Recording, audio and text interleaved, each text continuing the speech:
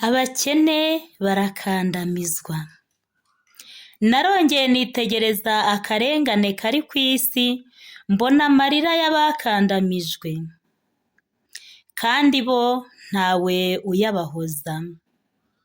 Ntibagira kirengera kuko ingufu zifitwe n'ababarenganya.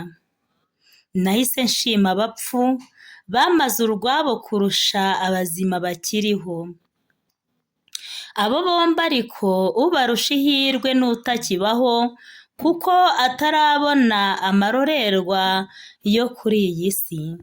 Kristu Yezu akuzwe. Ni Marie Clarisse Mukandengo, turi gusoma mu gitabo cy'umubwiriza, umutwe wa 4, umurongo wa 1 kugera ku wa 3. Kristu Yezu akuzwe. Kuri iyi si hari amarorerwa menshi. Kuri iyi si umukire niwe wumvikana, ufite ifaranga niwe wumvikana, iteka ahantu hose umukene arakandamizwa. Kristu Yezu akuzwe. Muri make rero, ufite ifaranga arayoboye. Muri iki gihe cy'agaciro k'ifaranga, hari umuntu tujya tuganira ukunda kuvuga ngo abirasi ntaho bataba, ngo no mu kiliziya babaho. Ariko kandi nanone hari ikindi twavuga nanone, ijuru ntago ari iry'abakire, ijuru ntago ari iry'abakene, ijuru ni iry'umuntu wese wemeye guhara ubugingo bwe, akakira Yezu Kristo nk'umwami n'umukiza, ubundi akaba ari we umuyobora, Roho Mutagatifu akamugenderera. Kristu Yezu akuzwe. Ubundi rero ntabwo twagakwiye kwita kuri ibi, ahubwo tugomba kwita ku maherezo y'ubuzima bwacu.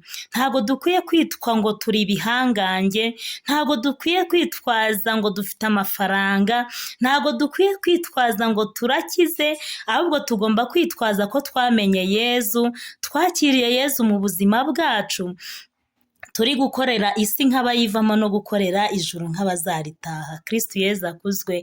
Nibyo koko hano umubwiriza arongera aratubwira ngo abakene barakandamizwa. Ni koko, niba ubona umuntu agukandamije, musabire wigendere. Niba ubona umuntu akugerageje, musabire wigendere. Urubanza niwe rusigaraho, ahubwo Imana ikagukorera ibikomeye, igacisha inzira aho utakekaga ko ziri buce, wa muntu agasigara yamwaye. Kristu Yezu akuzwe.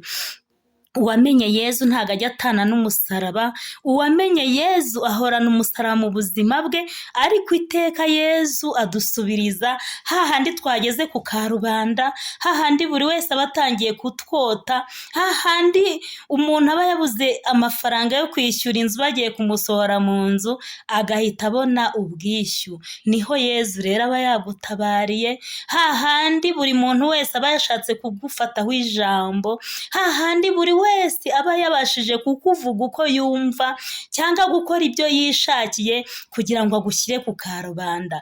Iyo ni shitani rero, dukwiriye kuyiyambura mu buzima bwacu. Utugirira nabi, utuvuga nabi, utureba nabi, tukamusengera, ubundi Imana igakora imirimo yayo. Ngo narongeye nitegereza akarengane kaba kuri iyi si, mbona amarira y'abakandamijwe, kandi bo ntawe uyabahoza. Ntibagira kirengera kuko ingufu zifitwe n'ababarenganya. Nahise nshima abapfu bamaze urwabo kurusha abazima bakiriho. Abo bombi ariko ubarusha ihirwe n'utakibaho, kuko atarabona amarorerwa yo kuri iyi si. Kristu Yezu akuzwe. Mu buzima bwacu bwa buri munsi duhura na byinshi, mu mibereho ya buri munsi duhura n'ibitubabaza, duhura n'ibidushimisha, duhura n'ibitubuza amahoro n'umutekano. Ariko muri iki gihugu cy'u Rwanda ho hari amahoro, muri iki gihugu cy'u Rwanda hari umutekano, ariko hari ibihugu biri hanze aha ngaha utabasha kuvuga ngo ndagenda saa 12 z'umugoroba, utabasha kuvuga ngo ndagenda nyuma ya saa moya. Hari ahantu hatari umutekano, hari ahantu abantu bikunda, hari imiryango yikunda, hari imiryango ibayeho mu mahoro, haba hari ikibazo ugasanga umuvandimwe ahagurukiye umuvandimwe we, ugasanga umwana ahagurukiye umubyeyi we, ugasanga umubyeyi ahagurukiye umwana we. Nibyo koko akarengane ntaho kataba, ariko muri iki gihe ifaranga ryahawe agaciro nibwo umuntu akandamiza mugenzi we, akamutangira ibiguzi byinshi, akamutangira amafaranga menshi, agashaka abamusebya ku musozi, agashaka abantu bamubuza amahoro n'umutekano, agashaka abantu bamwinjira mu buzima bwe bwa buri munsi. Kristo Yezu akuzwe.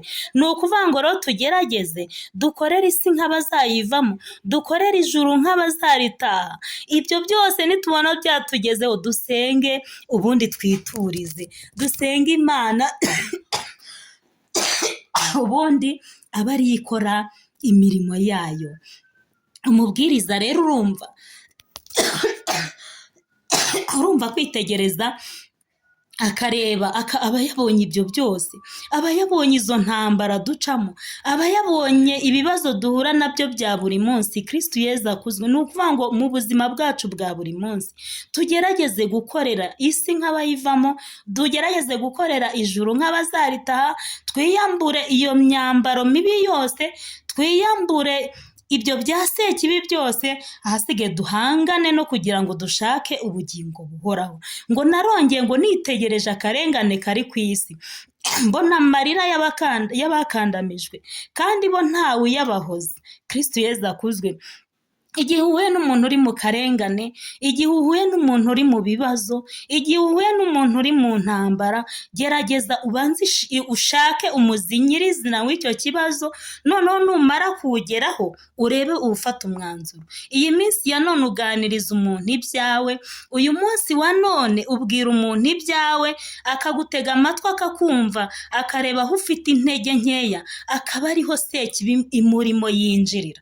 Niba ari ku mafaranga wabuze, akagerageza agashaka inzira zose ahubwo ukomeza kuyabura. Kristo Yezu akuzwe. Nubona abantu bashwanye, urugero nk'umugore n'umugabo, banza utekereze wibaze ngo ese bapfuye iki? Ese mu rugo hari icyo kurya? Ese mu rugo hari uwuhe mwuka? Nubona ari ikibazo cyo kubura icyo kurya, mbere yo kwinjira mu buzima bwabo bwa buri munsi, banza ukemura icyo kibazo cy'uko habuze icyo kurya mu rugo. Ubaha amafaranga, ubaha ibyo guhaha, ubaha ibiribwa, noneho numara kubibaha ubona ubwinjira mu kibazo cyabo. Dusenga Imana kugira ngo ikore imirimo n'ibitangaza. Ariko umunsi wa none umuntu arinjira akareba, ese mu by'ukuri ni amafaranga bari gupfa? Ahubwo akaba ari we wa mbere ukuguza kugira ngo noneho mukomeze muyapfe. Eske mu by'ukuri ni amahoro yabuze gukoresha umutungo muke, gukoresha umutungo nabi? Banza ubyibazeho, noneho ukemura ikibazo waboneye umuti.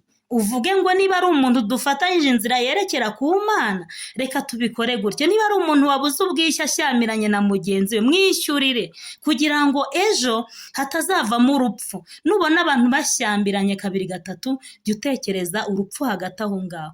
Ariko nubona umaze gukemura ikibazo gutyo, umenya ko shitani wayitsinze, menya ko Yezu yatsinze urupfu, menya ko nawe utsinze urupfu, ubundi ushaka uburyo ki wabunga. Ariko niba ari uwabuze ubwishyu wabanje kumwishyurira, niba hari uwabuze icyo kurya wabanje kumugaburira. Noneho rero dukemura ikibazo nk'abakristu, dukemura ikibazo nk'abantu twerekeza ku Mana, kugira ngo umunsi wa none, ejo cyangwa ejo bundi tuzabona ihirwe mu bugingo buhoraho. Kristo Yezu akuzwe. Jye nari Marie Clarisse Mukandengo, nakwibutsaga ko twasomaga mu Mubwiriza 4:1 kugera kuri 3. Murakoze. Dukorere isi nk'abazayivamo, dukorere ijuru nk'abazaritaha. Kristo Yezu akuzwe.